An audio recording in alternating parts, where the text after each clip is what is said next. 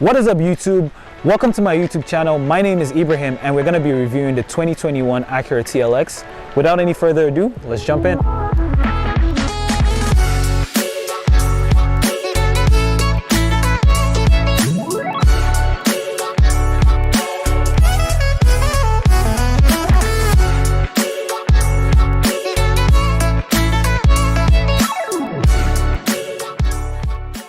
I love the overall front end design of the 2021 Acura TLX, especially the way the creases on the hood bulges just stick out very well.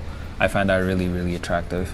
And one thing that really stands out for me with this car is the fact that the gray color helps the black trim stick out even more, or stand out in this case.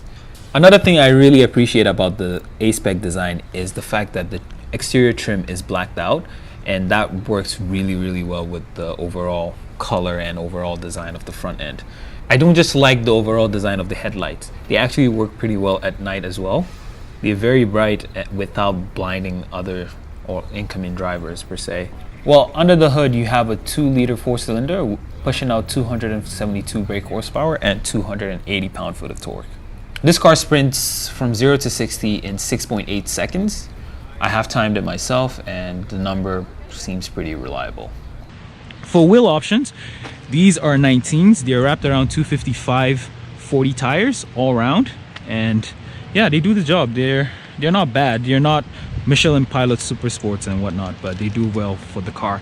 I don't mind the body lines on the TLX. They're not my favorite, to be honest, but if you like modern Acura design language, you wouldn't have an issue with the body lines on this car. One thing I do like though is the third quarter panel and how far out it sticks out. It almost reminds me of the F80 BMW M3, the way it sticks out. It's hard to believe that this is even stock. Now to my favorite part, the tail lights. The tail lights are probably my favorite design element of this car completely. I like how they stick far out, and they look very different compared to anything else Acura has put on any of the cars. And I think the tail lights really suits the design of this car. One thing I didn't really like though was the tailpipes. I would have loved to see the circular tailpipes, same ones probably as the one in the previous gen, but with this one looking flat, it's hard to differentiate this from other variants of the TLX per se. But I think circular tailpipes and a good looking diffuser would make this car look even great. Yeah, but the back angle is definitely my favorite, especially when the light hits the third quarter panel at the right angle. Just helps make the car look wider than it actually is for some reason. And the trunk is about 13.5 cubic inch of space, which is right around the average in the segment this car competes in. I really love the tail spoiler. This is the icing on the cake for me, really. And it reminds me of the M3, the F80 generation tail spoiler, and to me it's just the cherry on the top. All right. So after shutting the door, it sounds absolutely solid. I would have loved to see more leather on here, same way like the dash is, but the fact that they put soft touch material here was a bit disappointing. So there's an LED strip that runs from here to here if you when it gets dark, so that helps brighten the interior as well. Here you also have 2-person memory seats, and that's just nice if you're sharing the car with someone else. It's just really convenient. And down here you have your window controls, and it's one-touch automatic for all 4 as well. And you also have your mirror controls down here and lock and unlock button and whatnot. So down here to my left you have all your safety features. So if you want your blind spot monitoring and also parking assist and whatnot, you have the options here. Moving on to the steering wheel, I really love the design. The fact that the sides are perforated and the top here is just covered in leather just makes it feel premium to hold as well. And I also appreciate the fact that Acura gave us metal paddle shifters to cycle through the 10 gears. Was just absolutely nice. It helps make this car feel more upscale than it is. And to my left here I have my volume control and also controls for my 10.2 inch display and also heated steering wheel and whatnot. And over to my right I have controls for my adaptive cruise control, my lane keep assist, and also I don't know what this does. Oh yeah, it helps keep you a safe distance from the car ahead of you as well, so you have that option. And moving on to the center console here, it's nice. I really love the fact that Acura gave us buttons. They did not embed, like they didn't put it in the infotainment system. The fact that you have physical buttons was a very nice touch, to be honest. I really love the fact that they gave us physical touch buttons to use, as opposed to having it buried in the infotainment like some other manufacturers. And also, another thing that I'm not too keen on is the fact that it's piano plastic here. I do not like the fact that we have piano plastic, because this is a high touch point area, so my hands are always here, and the fact that I always have to clean and wipe my fingerprints off just irks me. It's very irritating at some it gets irritating at some point. It doesn't matter how neat you try to be or how much you avoid this part, you're still going to touch it at some point, because you control the gears through here. This controls the drive mode. This is the drive mode selector. You can cycle between comfort, normal, sport, or you have the option to go to select individual mode. You can press and hold to customize how you want the car to react and whatnot. So I always leave the engine on sport. Steering wheel, I normally leave it on comfort because I don't really drive that aggressively anyway. And suspension is always on comfort because the roads in Winnipeg are horrible with a capital H, 100%. And if you put it on sport mode, then you either have you should go see your chiropractor, basically. That's all I have to say about that. But the infotainment isn't that bad to use. My only issue is how I operate it. The fact that you have to use this weird mouse pad, and it doesn't operate like a traditional mouse pad.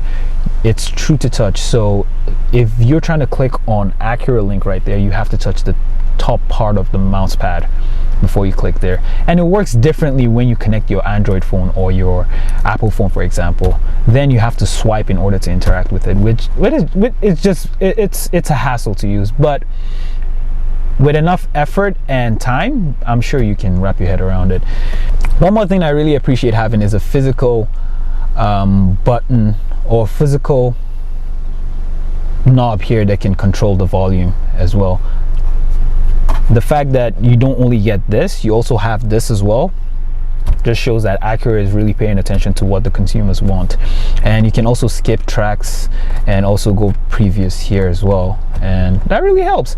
And one thing I really appreciate, Acura did not put piano black here, piano plastic here. I like the fact that they didn't put it. I prefer this matte look compared to that. I wish maybe this had been carried over here, or maybe, I don't know, put some fake carbon fiber, whatever. Don't just put piano plastic here, please. And this section where you rest your arm is something that's very underrated. I normally leave my phone here to charge, and yeah, just put your hand here while you drive, because I drive with one hand normally, and the fact that I can rest my hand here just feels nice. And the cubby space here is actually decent, not bad for the size of this car, really. It's enough space. You even have a section here where you can put your change, a 12-volt power outlet, USB to connect your phone, aux, and also another USB if you decide to charge your phone. But I really like the overall design of the interior. It helps, it feels like a cockpit. It feels like something, it feels like the Acura TLX has evolved.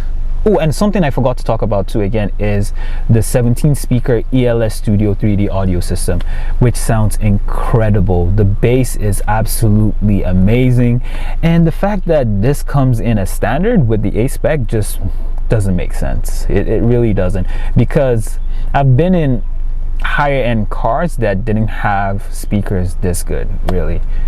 I am really impressed by the quality of the sound, quality of the speakers. Even the metal grill that covers the speakers looks absolutely wicked, and it feels very premium as well to the touch.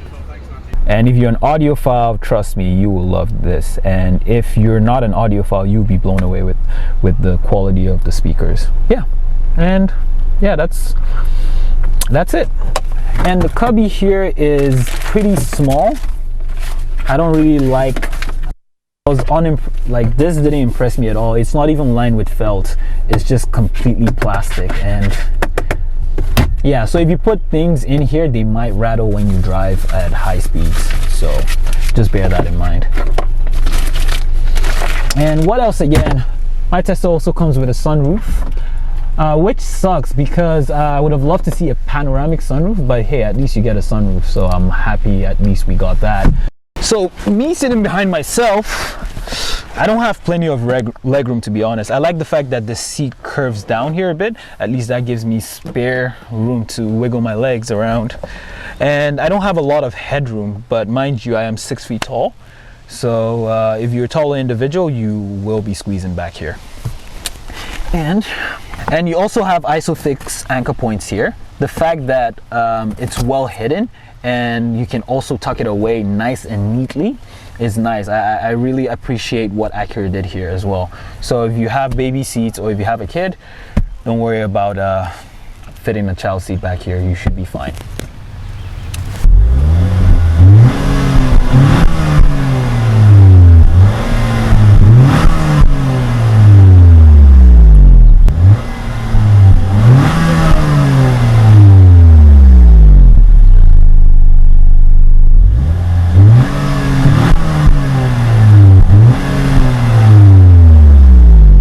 So what are my final thoughts on the 2021 Acura TLX A-Spec? Overall, it's a great and comfortable car to drive, but I found myself wanting more in terms of power. Hence why I'll probably get a Type S as opposed to this. But if power isn't a priority to you, then this is a great car to consider, and I urge you to get out and drive one today.